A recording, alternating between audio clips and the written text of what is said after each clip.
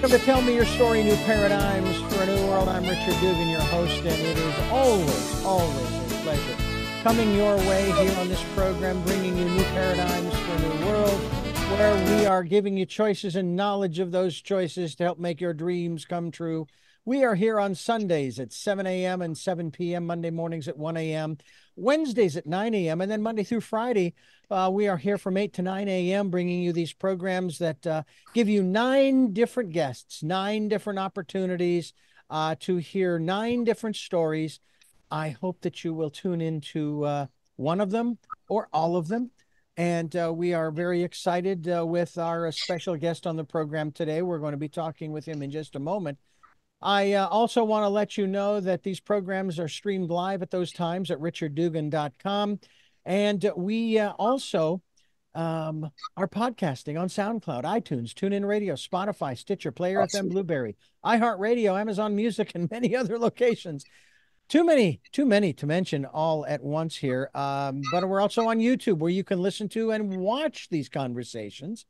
And we are also encouraging you to subscribe and click notification. I'm excited about, but I've always said the numbers are not the important part here, okay? It's the fact that people are listening and or watching the programs, the podcasts, if you will, the conversations.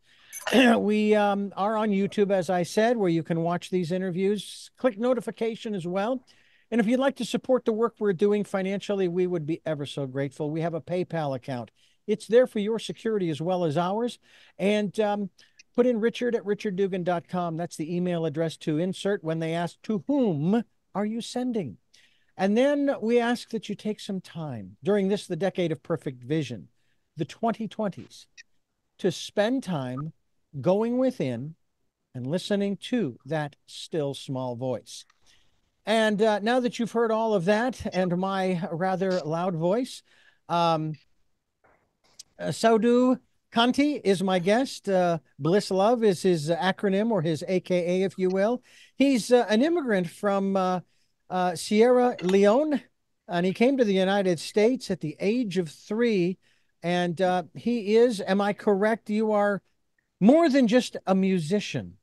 You are sharing your story, if you will, through the work and the music that you are producing. And we're here to talk, of course, about a couple of songs that we're going to feature here on the program today. Welcome to Tell Me Your Story.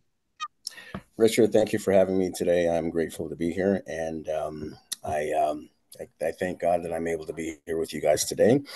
The music that we're presenting today is something that has been pushed through me from the heavens above, because something that happened to me back in 2017, I wasn't supposed to be here. And that event caused me to wake up, because a lot of us are asleep in this day and age because of, life in general and social issues and media and whatnot. But that incident back in 2017 was the catalyst to why I created this music and why I got back into creating music, because it's something that I've always wanted to do and something that I've done in the past. But like a lot of people on this planet, we fall asleep because we're so inundated with too much of what's going on around us. And so I'm grateful to be here with you to talk about this situation and talk about this amazing music, and hopefully inspire some other people to also wake up, because you've got the blue chip inside you and you're very special. And that's what this is all about. Absolutely. Well, as you mentioned, an event that we will refer to, of course, as a near-death experience. I'm always fascinated because my first thought, and I thought this following my my eldest sister's passing in 2022, the end of March. My father's passing at the beginning of March 2023. My best friend of 53 years passing on May 1st of 2023, and several others. My first thought has usually been, I wonder what they're experiencing now. What are they going through? From that standpoint, it fascinates me. And interestingly enough, my friend, I interviewed a born-again Christian who induced out-of-body experiences, which are not the same, but there's a similarity.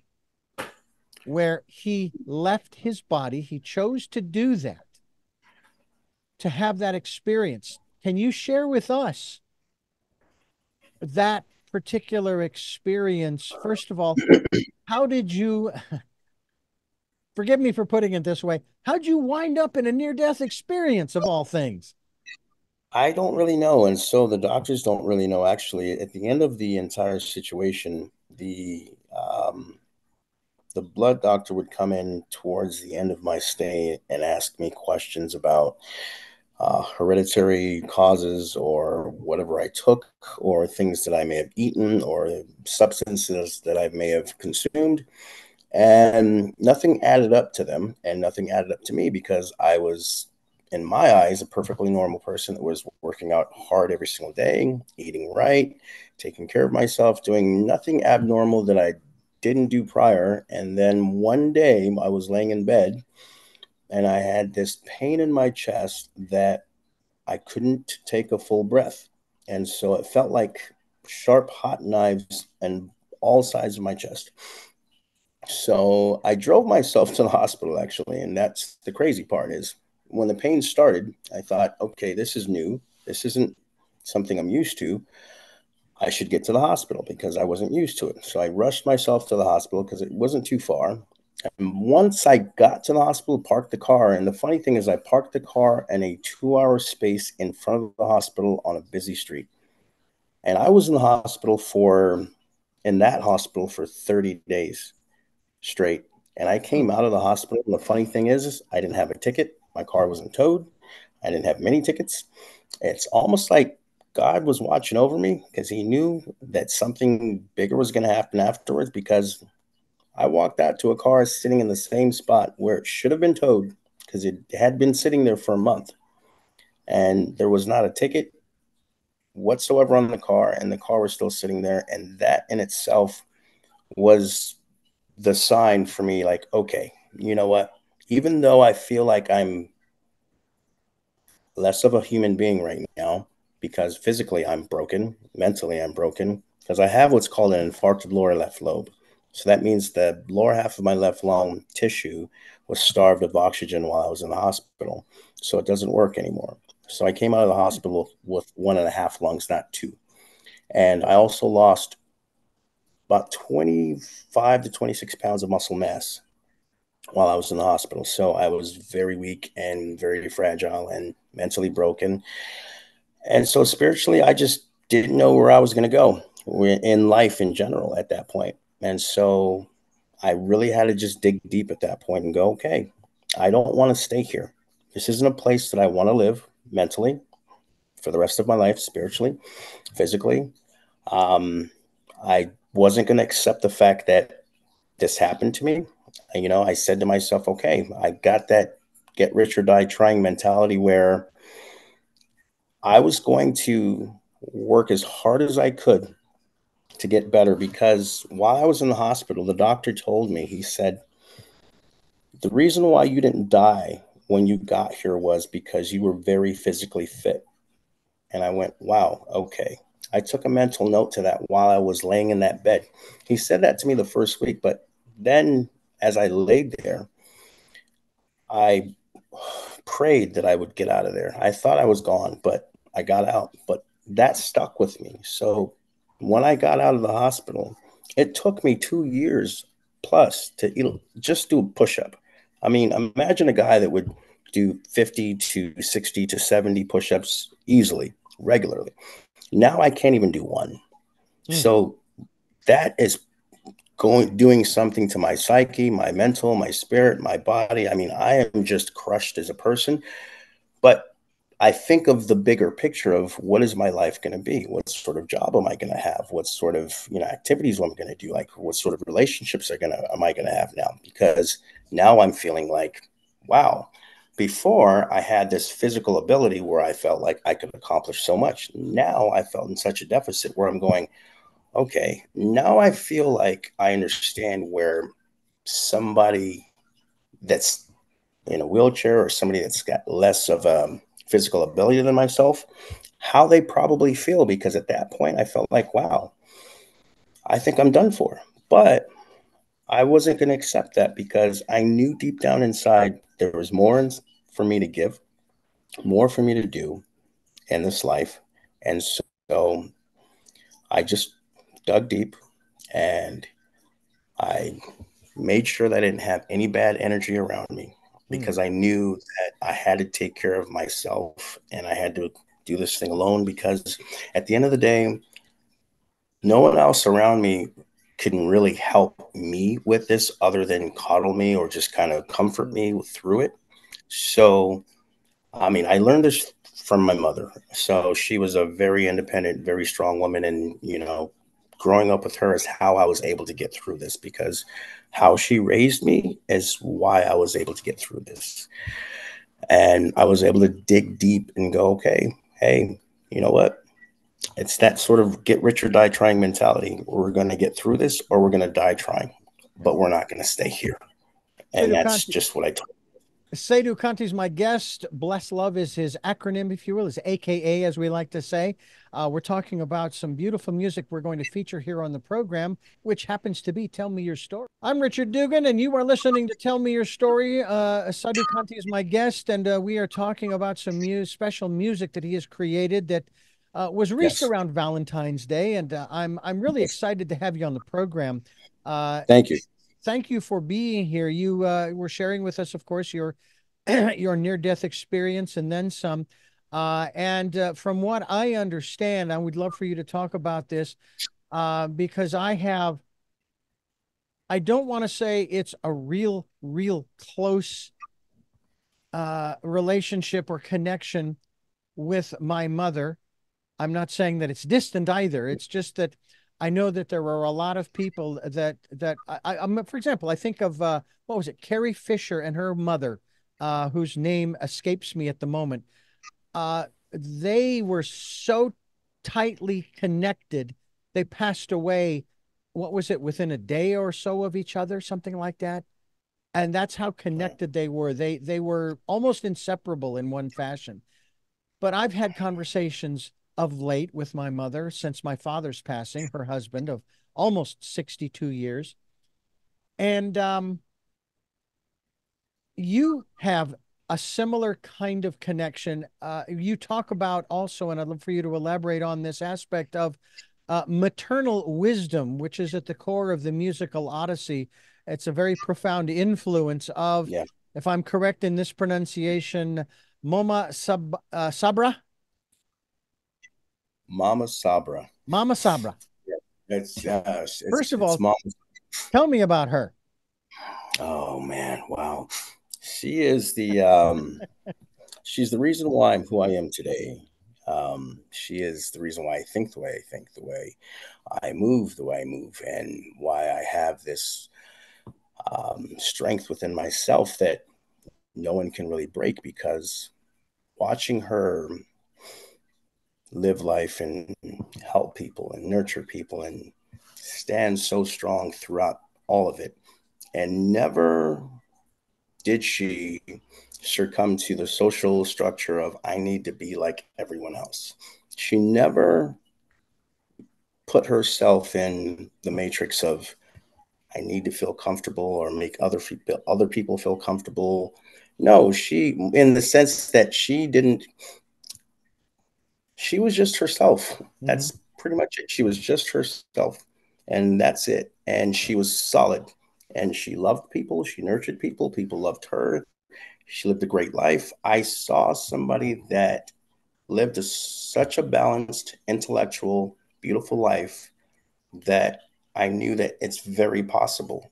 I don't need anybody else to be amazing or to love myself or to know that I'm okay because I have the blue chip inside me. She told me something years ago. She said, I became a doctor. It took me 10 years. And so, whatever it is that you want to do, if it takes you 10 or if 20 years, son, do what you want to do because life is about the journey.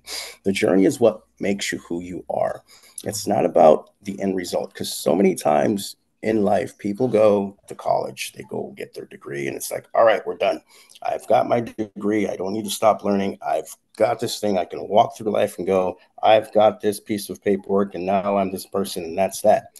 She didn't do that. she became a doctor, but still was always learning after the fact and still tutoring after the fact and still nurturing after the fact. She never went, I've got this piece of paper and I'm done. She went, I've got this, but I'm still learning this and I'm still teaching everybody down below, because everybody down below still matters and everybody in between still matters. And that's what I saw.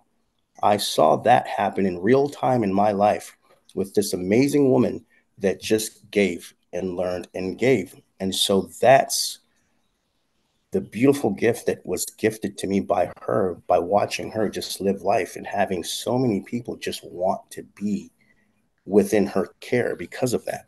And so that in life, after I came out of the hospital, I knew I woke up, because so many times in life, people are asleep. Society makes people go to sleep. Relationships, life in itself, people fall asleep on their gifts, their talents, who they are, and they do not really push themselves, because they say, society says I shouldn't really do this. They say I should get this job and do this thing and do that. Yes, you should have a good job. Yes, you should take care of your family. Yes, you should. But you should also dig within yourself and not succumb to what other people think you should do. Do what you want to do, because there's a purpose in all of us, but we don't all live within a purpose. We all live within a construct that's been made for us.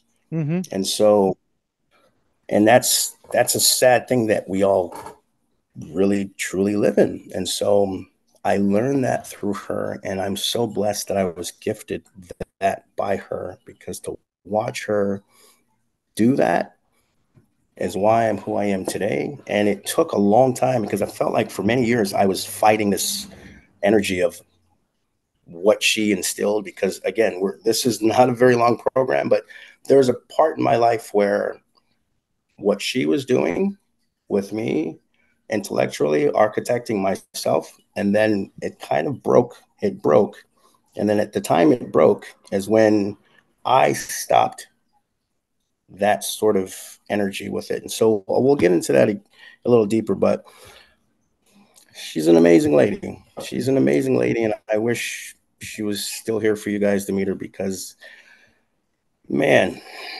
um, when you think of unconditional, when you think of very powerful, when you think of simplistic power and a very intellectual level that you cannot move, break in any sort of way, that was her. But she still had the same power to love and nurture and take the time to listen and have conversations. And that was the most powerful thing I watched her do, is just the simplistic movements of just life. And that is something that we all take for granted and we don't pay attention to, because we're so inundated with so much.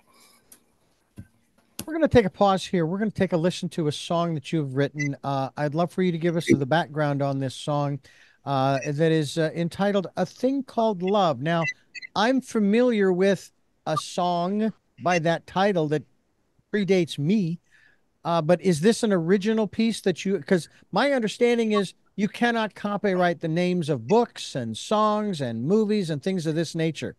Give us a background on this. So the song "A Thing Called Love" is an original song written by me.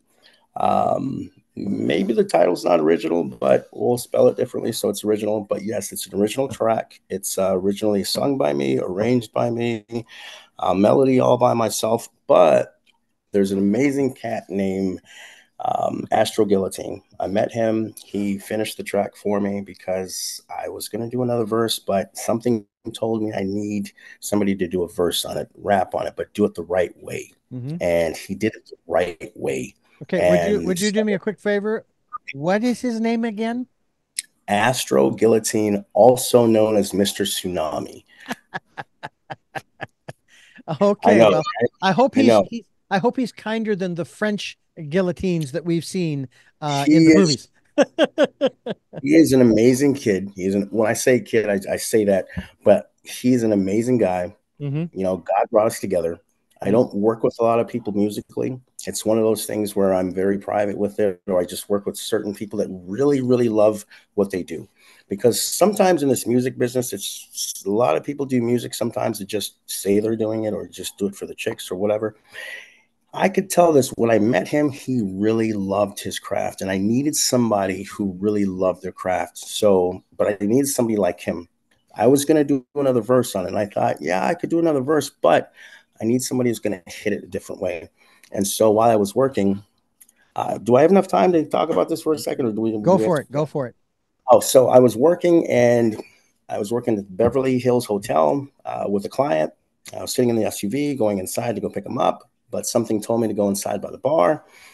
And then he came walking by, and when he did, at that moment, I went, that's it. He's the kid.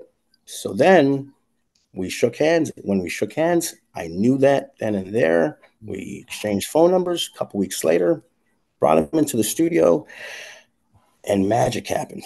And it was out of my hands. And that's when that magic happened, is when people talk about that moment where you should walk through the fear and just let it happen.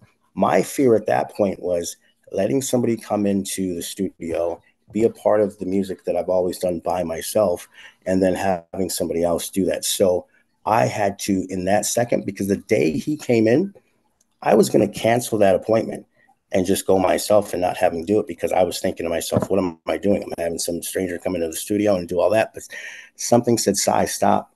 That was the point where I had to go just push through this fear. And when I pushed through that fear, which is a common thing that we all do, amazing happened.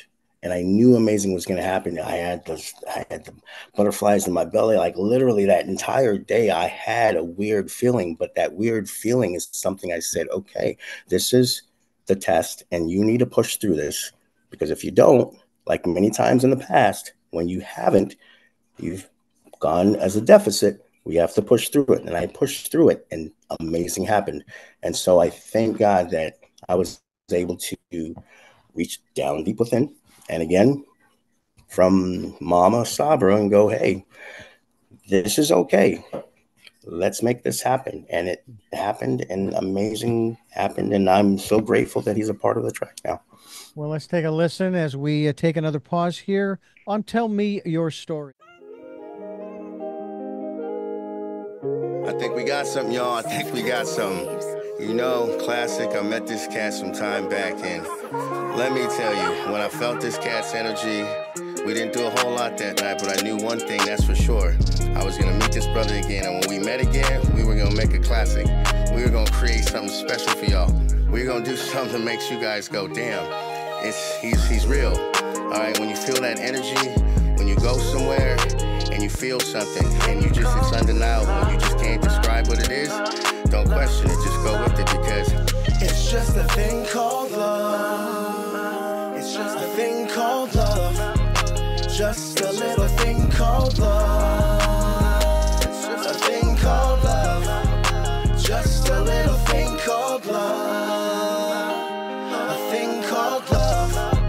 Just a little thing called love. A thing called love. I don't know if I've been the meaning to tell you I love you. I don't know if I've been the meaning. Oh, yeah. I don't know if I've been the meaning to tell you I love you. I don't know if I've been the meaning. Just this little thing called love. Just the things that make you smile out. Just the things that make you cry out. Just the little things that make you cry out loud, and the things that make you smile out loud. Just the things that make you say, oh damn. Just the little things that make that man. Just the little things that make that boy do the things to that other little boy. Just a little thing called love, brothers and sisters, of the missus. Call them the mates, call them the mates, making the babies. Oh, I just to say that love. It's just a thing called love. Just a little thing called love. A thing called love. Grew up in a hurry, I had to go get it up out of the mud. Pops taught me respect, loyalty, my mama taught me how to love. Running the street like the pain in the middle, ain't decking no shots, I done came out the dribble. We done grew big, had to start with a little. I say I'm blessed, but it's never that simple. I've been lost, had to find it. Contract whack, I won't sign it. I know my granny look down on me now. Let baby boy keep grinding, pushing, working, out fulfilling my purpose. You know the word is my stage, and I'ma turn up until they close the curtains. Fruits of my labor from my family tree. She gon' keep solid for no one but me. Manifest everything, that's why I lead. That's all right now when I know when it rings. It's just a thing called love. Just a little thing called love. It's just a thing called love. Just a little thing called love. A thing called love. Just a little thing called love. A thing called love. A thing called love. A thing called love. A thing called love. A thing called love. Welcome back to Tell Me Your Story, New Paradigms for a New World. I'm here with my very special guest. I like the AKA Blessed Love. We were just listening to A Thing Called Love. You have another song too that I'd like to talk a little bit about if we can, and that is Baby I Know. Correct. That's another one that you've newly released. Now, are both of these available on YouTube? They're both available on YouTube, Apple Music, Spotify, any other platform that you want to download music on. They're available anywhere. Go get it and listen to it, love it, and have a good time.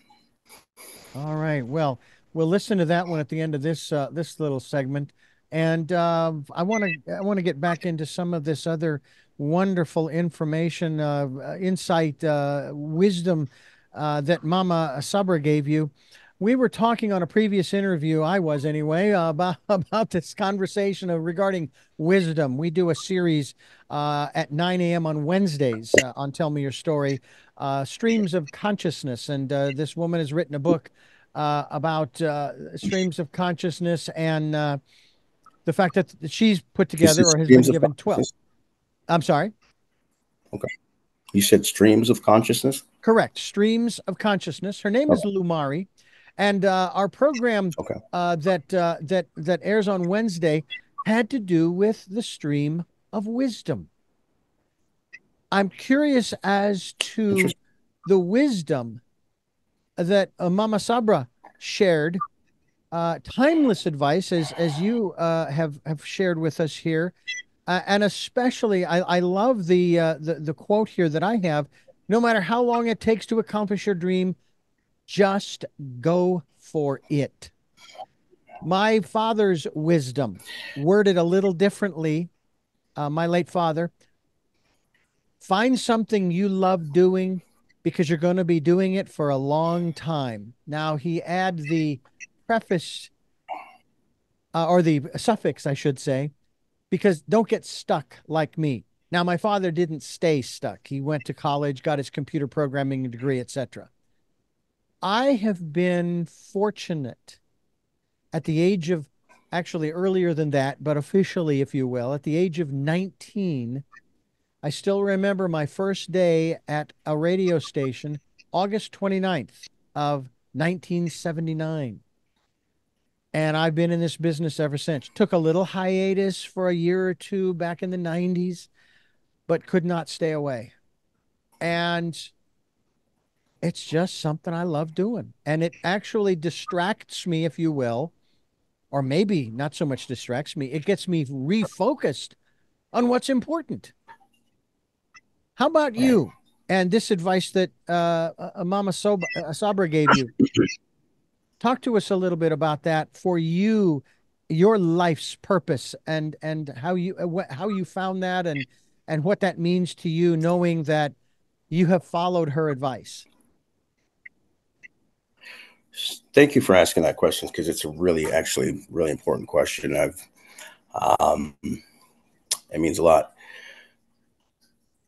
Thinking about way back, when I think as early as I can, she's always mentored me to be better than I can be. Always mentored me to make sure that I knew I could push myself to whatever limits I wanted to.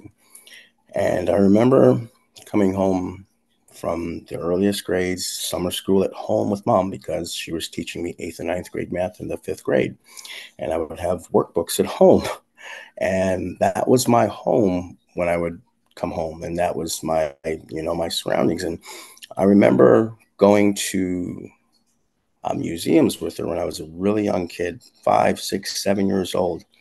And we had this sort of communication relationship where I would sit in this room in this museum and I would, with a piece of paper and my pencil, and all these grown-ups walking around me. Normally you put a kid that young and on the floor in a room of grown-ups, this kid's probably not going to listen very much or not.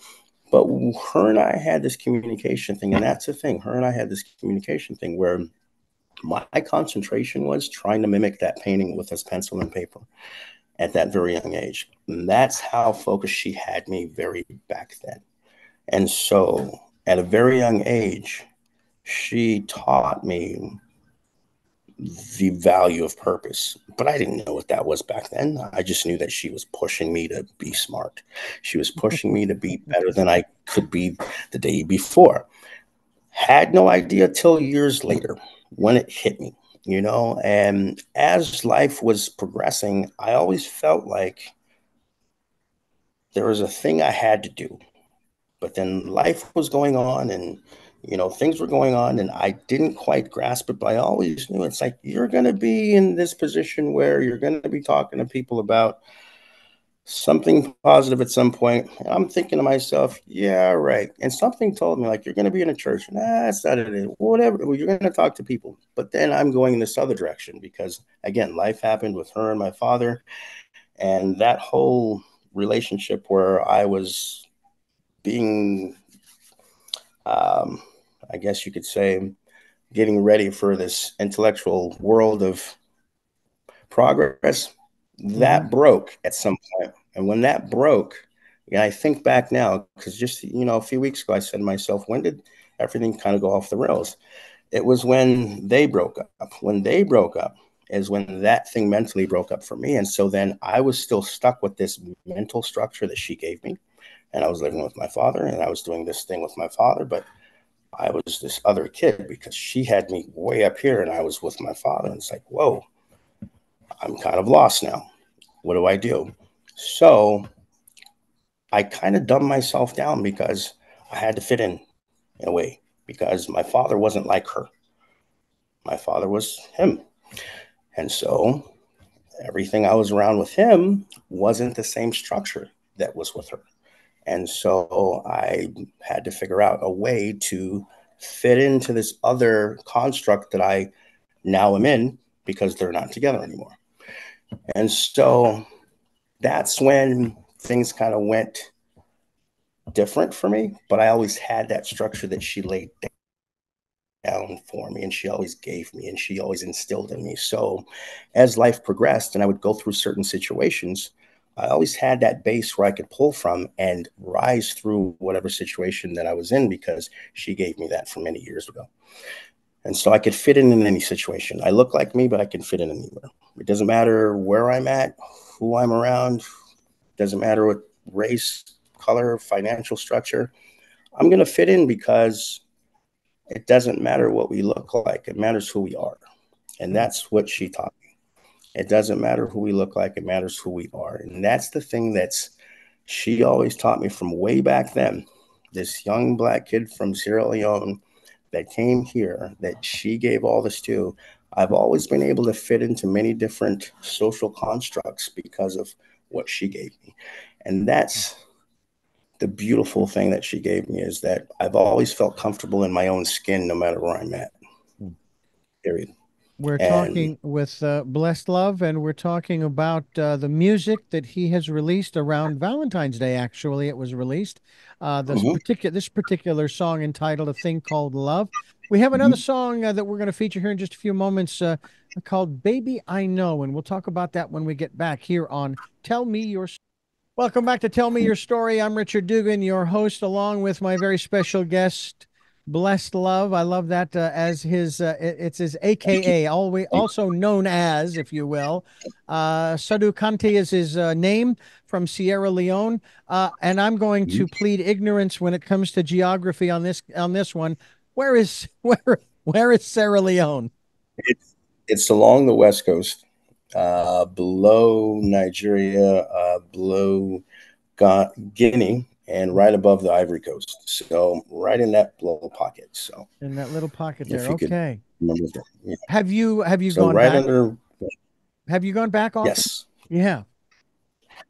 Do you not often, but I've been. do you miss not being there, or is it, hey, it's just the place I was born and raised? I don't miss not being there because, well, let me phrase it this way. I don't miss it because I wasn't raised there, but I know it because I stay connected to it. Hmm. So that is my family. That's everything that I was birthed from. So no, I don't miss it because America is what raised me. I was Mm-hmm. raised in California, and but I know California is my home. But I also know that those are my roots and those are my people and that's my family. And because again, because of Mama Sabra, Hmm. I stayed very connected to that family because she was the reason why I did that. Man, if it wasn't for this woman, I'm telling you, man, if the reason why I'm doing what I'm doing today is because of her. I feel like all of what has happened to me in life, no matter what, I am continuing the work that she's was doing prior to her passing, which is connecting with people to wake people up to make sure that they have the blue chip, and that's it. And that's all. Because at the end of the day, every person has what they need inside them. And she made sure of that. So, yeah. If I could tell you a quick story, a really Please, quick story. please. So, it'll tie it all in together. My father and her broke up when I was in the sixth grade. I had to go live with one of my dad's friends in San Jose, and he wouldn't let her take legal custody of me at the time because she wasn't my birth mother. She was a beautiful Jewish woman, and I was raised by a Russian Jewish woman who was to the moon.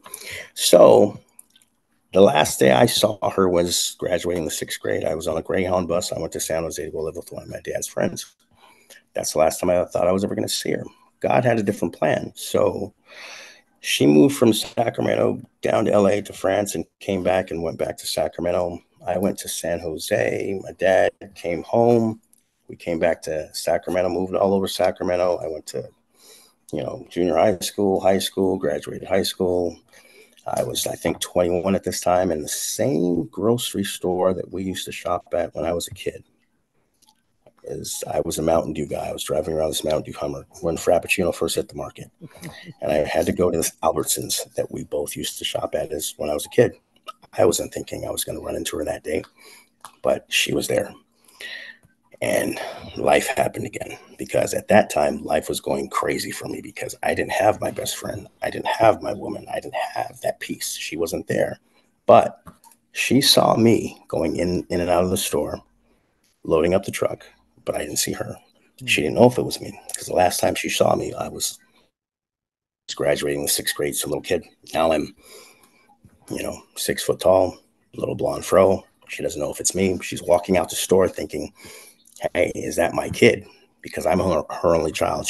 She didn't have any other children. She never had any kids. I was her only child. So she came out of the store as fast as she could because this is the story she told me. And I truly believe it. She yelled out my name. And the second she yelled out my name, Richard, I knew at that point my life was going to be okay because at that point my life was kind of topsy-turvy. I just had a son. I was in a crazy relationship.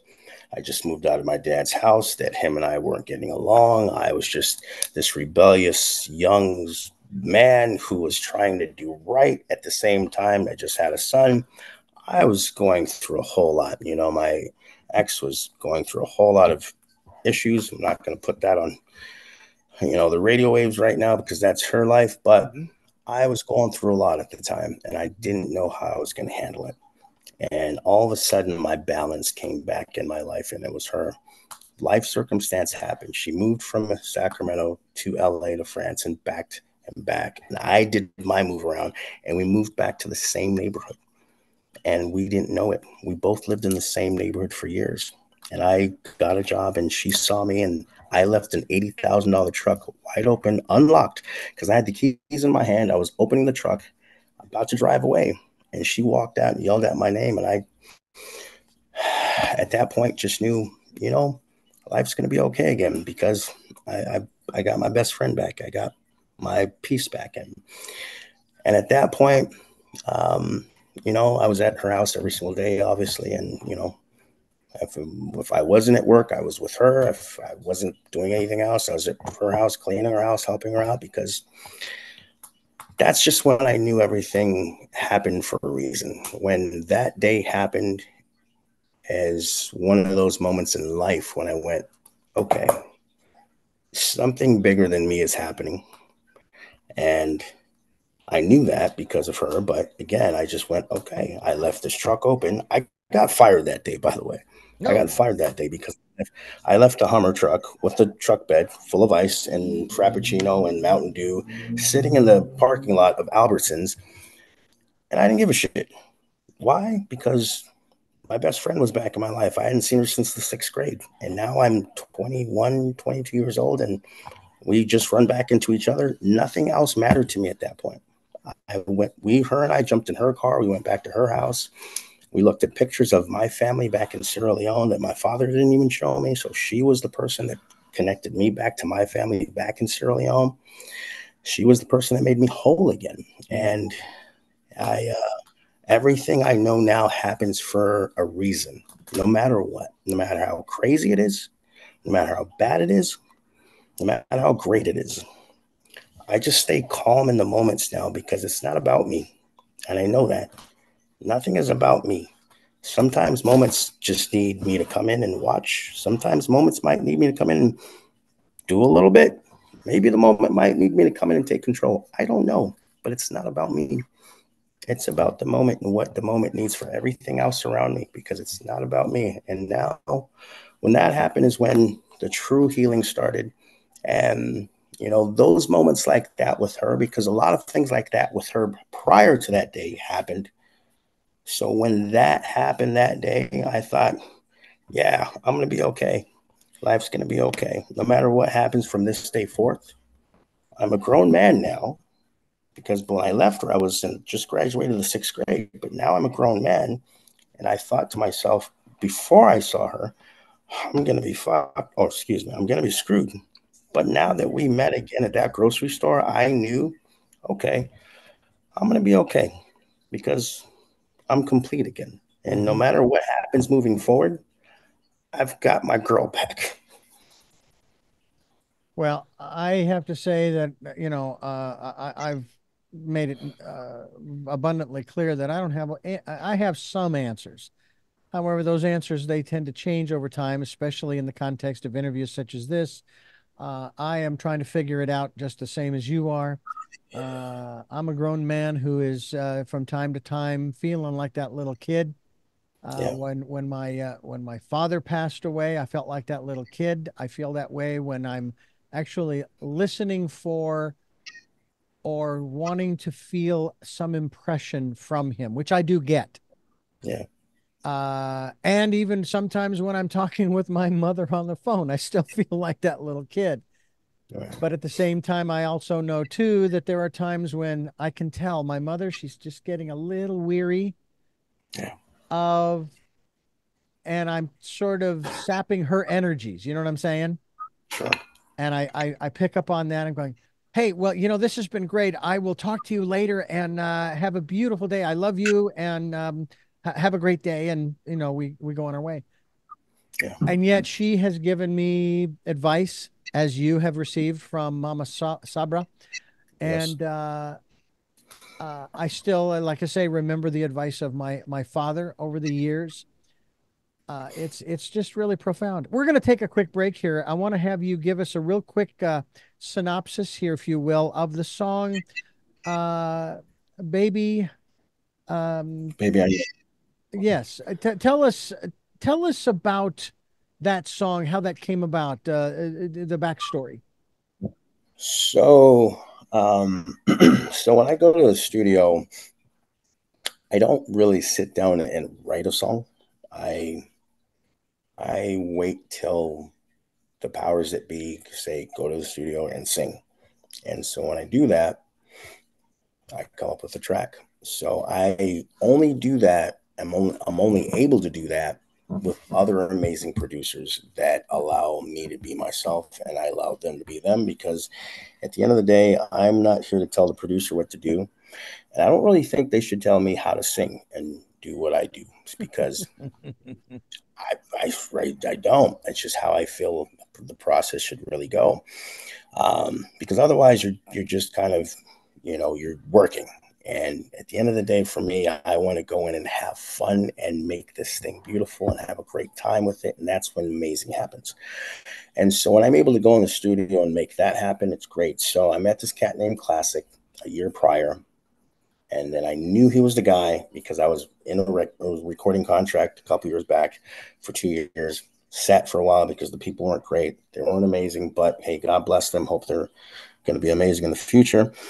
But I knew that I just had another purpose. So once I was out of that contract, that 2-year contract, and I had an opening, again, this was after, I had what happened to me. I'm thinking to myself, who am I to be in his 40s to create music and try to put it out? That's my thought process behind the whole thing. Isn't I'm going to be a rock star. I'm going to be a mogul or whatever it is. No, this is just a conversation piece to go, okay, you know what? You were almost dead. This is a conversation piece to go, hey, you've got a lot more to give. Let's push this out there and see what conversations we can have with it. If I go on tour with amazing people, awesome. If I do shows around town, great. If I do a national tour, awesome. Whatever God and whatever the energy brings it, because I've allowed the energy to just do itself. I haven't pushed this envelope. There have been people that wanted to work with me, but I said, you know what? No, it's not the right situation, because the music has to speak for itself. Without this music, I'm going to be okay. But I knew that I had something from years prior that I had to do. And so I'm doing that and letting it speak by its own. So if people love the music, awesome. And whatever that brings, however that makes me have to perform or do my thing and travel, I'm here to do that, because that's why I did the music. So it's not, hey, this guy's 47 years old. He's trying to be a rock star. No, I'm 47 years old and I'm still talented enough to make this type of music, but I'm also talented enough to do other things. So let's open up the conversation and talk about that too, because if I'm able to do this, what else am I able to do? So let's talk about that. And that's really what this is about. And if the music takes me to some astronomical place, awesome. If it makes me more money to buy a few houses for my family or whatnot, awesome. Whatever it brings me, I'm going to be grateful for it. And I'm going to be humble to it. And I'm going to invest it wisely. And that's just what it is. So this doesn't come from a place of this guy thinks he's all that and he's just going to jump into the music business and do this great thing. No, I'm just doing what I'm supposed to do. And whatever that is, it's my journey. And I'm enjoying it right now. And if you guys are enjoying it, I'm going to continue to make great music, and whatever doors that opens up along the way, then let's open those doors up and keep having this conversation this way.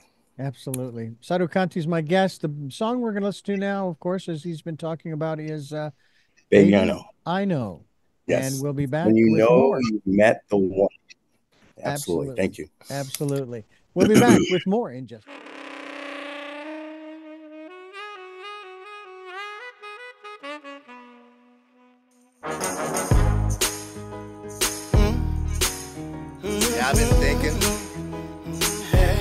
I've been thinking about something. Been on my mind for a while, girl. So I'll say, I've been wanting to talk to you about the shit that we go through. Sometimes is it really necessary to make shit in the house scary?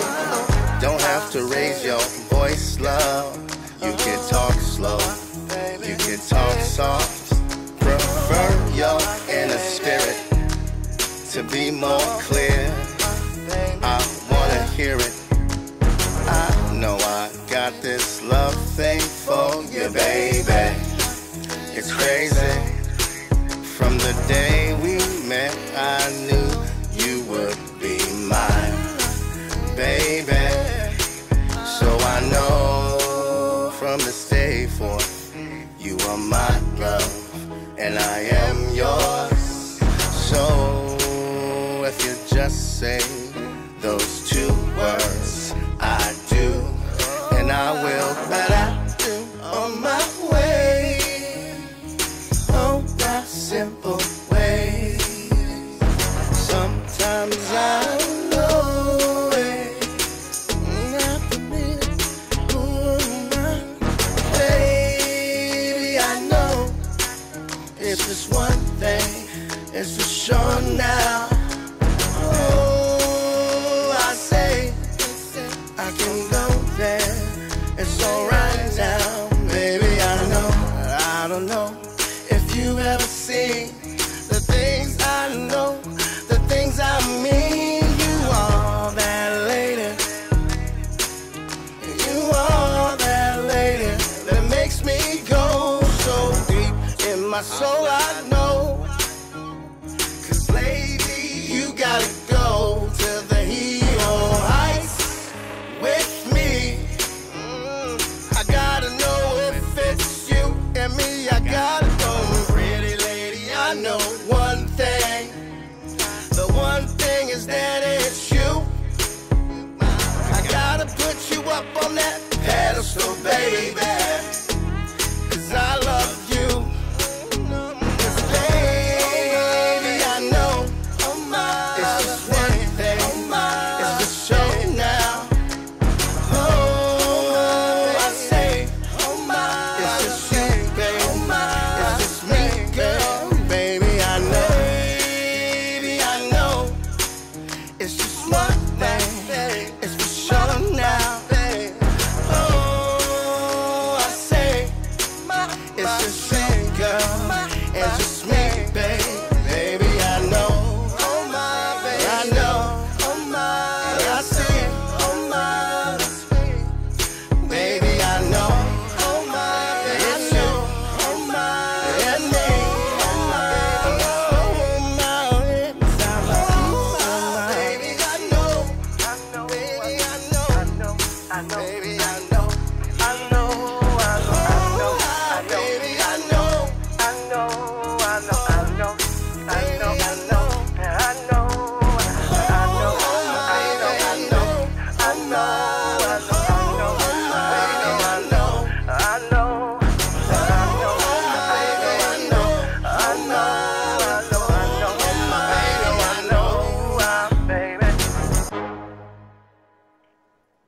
Welcome back to Tell Me Your Story. I'm Richard Dugan along with Saidu Conteh. He is also known, AKA, as Blessed Love.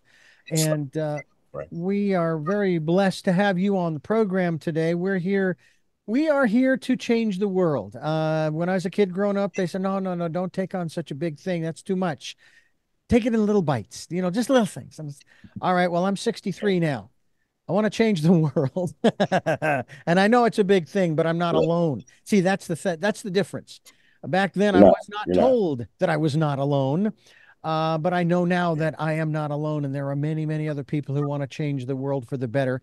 And I also recognize everybody's better is different, and that's fine. That is absolutely wonderful. I would like to ask you before we wrap up here, can you give me a little background on your name, Saidu Conteh, is a meaning, that a focus and so forth, or is it AKA Blessed Love?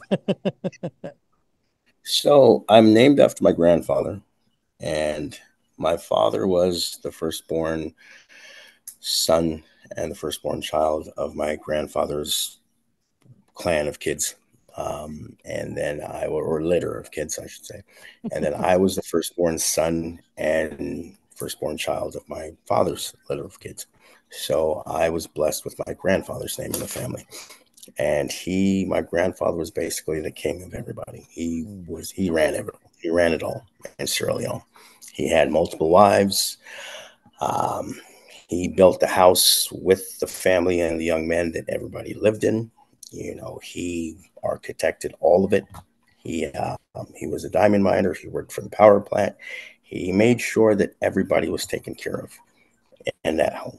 And when we went back to visit when I was 10 years old, for the 2 weeks that I was there with him, he would take me on these walks and talk with me about these things that I didn't know what he was talking about. I had no idea. Because I'm this kid, you know, I'm an Americanized child. All I wanted to do was put a penny in a bubblegum machine and get 3 bubblegum balls and go do my thing and go pitch the baseball that I was pitching and do the thing that I was doing. But now I'm in the country that I was born in, and now I see the kids, how they live and how everybody's living. But he's got everybody taken care of, and he says to me, okay, we're going to go for these walks. I'm going, okay. I'm walking with him, and we're walking for hours and talking to him. He's telling me all these things, and I had no idea, but it started to hit me when I was in my 20s, because there was a purpose of why he did that. And so everything happened for a reason, and he was an amazing man. He was an amazing man that took care of everybody. And so yeah, that was his job. His job was to make sure everybody was okay, because he took that role on. And so now, again, my mother, Mama Sabra, became friends with my entire family back there. Not just my father, but my entire family. So she was a Peace Corps student. She was a teacher there. She made friends with my entire family. And then I, because of her, was connected to my family and understood who I am. And that's just how deep this goes. Is she made sure that I stayed connected, even though I was raised here, even though I came here, even though I was an American, I had all these Americanized mentalities and things. No, when I would go home, if I wanted something, say I wanted a remote control car, because that's what I really liked, she'd buy it for me. But it was like, okay, you got to go clean the yard. You've got to go fix that part of the fence. You've got to do this. You've got to do that and do that. And then you can play with this remote control car. You can't just have it. Even though she was a doctor, she made the money. She could say, here, take it, go, run, play. That's not how I was raised. I was raised to, okay, hey, mom, I want this thing. Okay, you want that? Cool. Now you're going to go wash this entire living room floor by your hands. And you're going to also do all this, and you're going to clean all of that. And that's what I learned, is the value of that. And so, and that's how I was raised. And that's what today drives me to be who I am, because she instilled those traits in me of, listen, you're going to make a lot of money someday. But at the end of the day, that money does not make you at all. Well, we need to pause here, because we're fast running out of time, and I only have a couple minutes left to ask you the final 3 questions. No, it's just fine. I'd love to have you back to talk more about all of this as well. But I want to ask you the 3 final questions I ask all of my guests, and just remind everybody you're listening to tell me your story. And you've sort of dovetailed into the first of those 3 questions. And with the last couple of minutes left, the first of those 3 is, who is Saidu Conteh? Who is Saidu Conteh? Saidu Conteh is a person that believes and knows that he has the blue chip inside him, and that no matter what in life, my purpose is not about me. It's about continuing to learn and continuing to teach and continuing to stay humble no matter what. That's who I am, because that's truly why we're here. We're here to share information with each other. We're here to learn and to teach each other, not to gatekeep information, because at the end of the day, that's just a bunch of BS. We're here to learn and to teach. That's who we are. But we get too caught up in Prada, Gucci, Louis Vuitton, and all this other crap, and Cadillac and BMW and Mercedes and all this other crap, and whatever makes you look good and feel good, because we're all trying to get laid. But at the end of the day, dude, none of that crap really matters. But we all carry it in our lives so much that we forget the moment. And the moment is when you meet somebody and you talk to somebody and you have a simple conversation. That person may not have as much money as you, may not be from the same social construct as you, may not be from the same neighborhood that may be as hard as yours. But you know what? Even though they're not from the same neighborhood that's as hard as yours, you don't have to be that hard with them. Right. And that's the Well, thing that yeah. I need to ask the just, second and third questions real quickly here. What is it that gets you up in the morning? oh, the sunlight when it's up. What's the thing that makes me up in the morning is knowing that I have a chance to be better than I was the day before. Mm. And the That's final, what, yeah. And the go final ahead. question, what was your best day? What was my best day? Mm-hmm. What My was your best best day? my best day would probably be walking out of that hospital bed and knowing that I had more to give. And now that I had that opportunity, I'm taking the opportunity to give more. Wonderful. Well, Saidu Conteh, thank you so much for joining us here on the program. We hope people go to your website, which is, what is your website? So the website is in the works right now. The actual website, it's blessedloveofficial.com. It'll be Okay. up in the next few days. All right. And then you can also go to Instagram, which is blessed, BLSST _ LUV. So the blessed love is BLSST. So all the blessed that you hear from me is BLSST LUV. But the Wonderful. Instagram is BLSST Mm-hmm. _ LUV. And that's the same thing for Instagram. And YouTube is just BLSST LUV. Okay. Well, I thank you so much for giving us so much time. It's been great being Thank you. with you, and I thank you for listening to and watching Tell Me Your Story. And until our next broadcast, podcast, videocast, love to Lol. Jeanette, I'm still listening. Dad, continue to be happy.